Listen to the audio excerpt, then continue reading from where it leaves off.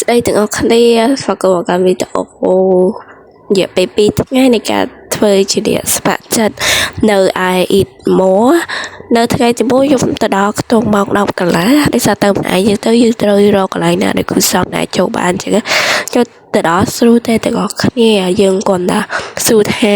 បងមានអីដែលអាចឲ្យខ្ញុំជួយបានចឹងទៅពួកគាត់ប្រាប់ហើយកន្លែងថ្ងៃទី1នេះខ្ញុំចូលកន្លែងស្គរប៊ីចេងភាសាសុបអីចឹងទៅដល់ពេលយើងអង្គុយជាជួរហើយរៀបចំទៅយើងដាក់តែប្រហែលថាខ្ញុំដាក់ស្គរប៊ីចេងភាសាសុបអីចឹងទៅយើងបោះទៅកន្លែងកន្លែងទឹកស្អៀវទឹកត្រីអីចឹងទៀតទៅដល់ពេលយើងធ្វើចឹងទៅយើងដំណើរការហ្នឹងវាលឿនកន្លែងនេះខ្ញុំពងថតក៏មកសួរថាបងឡាយមែនហើយខ្ញុំថាអត់ទេបងខ្ញុំគាត់ថាថតវីដេអូអញ្ចឹងខ្ញុំអត់ដែរឡាយទេស្តង់ដែលខ្ញុំទៅ Eat More ហ្នឹងគឺស្តង់ទី9អញ្ចឹងទៅបើស្តង់ខ្ញុំមនុស្សច្រើនទាំងអស់គ្នាតែបើស្តង់ផ្សេងទៀតក៏មនុស្សច្រើនដូចគ្នាដែរមានអ្នកគេថាគាត់ចុះចូលដូចគ្នាហើយទាំងអស់គ្នាក៏ខ្លាចក្នុងការអត់អីញ៉ាំដោយសារតាbuffet ទៅទីហ្មង buffet នៅ Eat More ហ្មងគឺគាត់យកមកដល់កន្លែងឲ្យហ្មងមានគ្រប់មុខទាំងអស់គ្នាមានភេសជ្ជៈមានបាយមាននំប៉័ងមាន everything ធ្លាប់ទៅលើថាដល់ពេលទៅមានគ្រប់យ៉ាងដែរថ្ងៃដំបូងនេះទៅអត់មានរំពឹងថាបានអីទេប៉ុន្តែជាក់ស្ដែងគឺច្រើនមែនទែនទាំងអស់គ្នានឹងវ័យខ្លះអត់ទាន់បាត់ស្អែកទេតែគឺគាត់មកទៀតហើយសូមថ្លែងអំណរគុណសម្រាប់នេះជំនួយដូចជាម្ហូបអាហារសម្រាប់អ្នកស្ម័គ្រចិត្តនៅក្នុងការរៀបចំស្បៀងហ្នឹងហើយពេលយើងហុកអីហើយយើងមានការងារធ្វើយើងធ្វើទៀតទៅយើងចាប់ផ្ដើមដោយសារតាជំនួយហ្នឹងក៏មិនយើងមានរហូតទេពេលខ្លះយើងអស់ស្ករអស់ប៊ីចេងអីចឹងបានខាងបងហើយវិសាបងស៊ីនីបងនីនគាត់ប្រកាសរកជំនួយរហូតហ្នឹងដោយសារតាយើងអ្នកដែលស្ម័គ្រចិត្តធ្វើយើងធ្វើទៅហើយជំនួយអ្នកដែលគាត់ជួយគាត់ដឹកមកហើយមានក្រុមការងារគាត់លោកយកមកឲ្យពួកខ្ញុំនៅកន្លែងដែលត្រូវធ្វើមួយស្តង់យើងដែលត្រូវធ្វើអីចឹងទៅហើយមកដល់កន្លែងនេះមាននំប៉័ងទេអត់មានគេអានឹងរ៉ូទីយើងធ្វើក៏ហូរយើងក៏ច្រៀងចម្រៀងជាតិរបស់យើងទៅហើយមែនច្រៀងហ្នឹង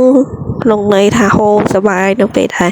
មានសង្គ្រាមនៅក្នុងប្រទេសយើងតែក៏ថាជាអីដែលជំនួយកន្លងរបស់យើងក្រៅពីម្ហូបអាហារភេសជ្ជៈអីចឹងទៅក៏ពេលច្រៀងទៅមានកម្លាំងក្នុងការធ្វើបន្តហើយក៏ផ្ដល់ជាបរិយាកាសមួយផងដែរថ្ងៃទី1ហ្នឹងខ្ញុំទៅដល់ខ្ទង់ម៉ោង 10 ជាងហើយនៅរហូតដល់ខ្ទង់ម៉ោង 8 ជាង 9 ដែរមុនចេញមកផ្ទះហ្នឹងនៅឆ្លៀតបងខាងក្រុមការងារគាត់ឲ្យជាមច្ឆាមួយកែវទៀតហើយអីដែល fail តែតែ fail គឺជាការធ្វើបុណ្យហើយ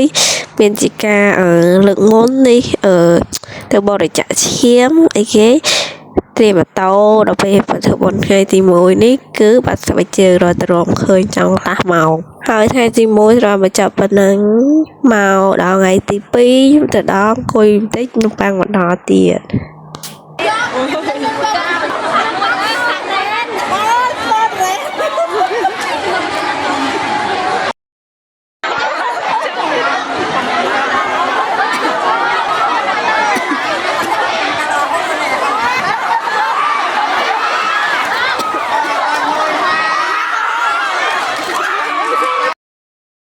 ខ្ញុំបានទៅជា Volunteer នៅថ្ងៃទី13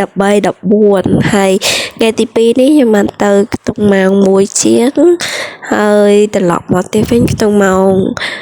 7 9 ដូចគ្នាបងប្អូនហើយសំញ់រឿងត្រាប់មកនៅក្នុង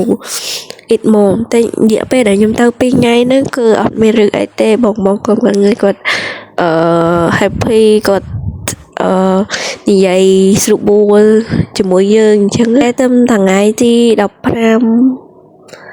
15នេះគាត់ខាង Eatmo គាត់ប្រកាសថាអត់ទទួលជំនួយវិញអត់ទទួលបាត់ទទួលអញ្ចឹងប៉ុន្តែថ្ងៃនេះរហូតដល់ថ្ងៃទី16ដែលខ្ញុំកំពុង voice over នេះគាត់នៅទទួលជំនួយធម្មតាទាំងអស់គ្នាអញ្ចឹងខ្ញុំក៏បានត្រៀមជាសភៅសម្រាប់ក្មេងៗដែលឃើញវីដេអូបងហេងវាសនាគាត់និយាយថាក្មេងៗគាត់បានចូលរៀនចុះឈ្មោះចូលរៀននៅកន្លែងជំរំអញ្ចឹងក៏មានជាការទិញលីតូចជាមួយមិត្តភ័ក្តិហើយចាំខ្ញុំដាក់ជាវីដេអូមួយផ្សេងទៀត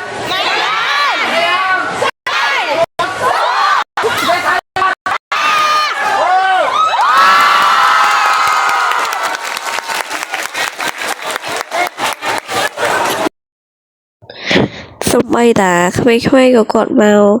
សំបីតាជាការបោកឲ្យបែបហ្នឹងក៏ចាត់ទុកថាជា volunteer នៅនៃការជួយទៅដល់ជនបងប្អូនជនភៀសសឹកដែរ